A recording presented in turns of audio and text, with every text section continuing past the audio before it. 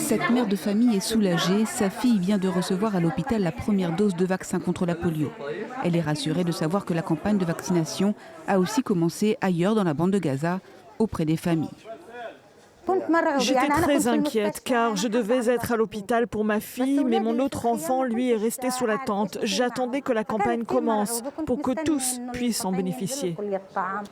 Cette campagne vise à vacciner plus de 640 000 enfants de moins de 10 ans. La polio, éradiquée à Gaza depuis 25 ans, est réapparue dans l'enclave palestinienne, un premier cas détecté le mois dernier chez un bébé.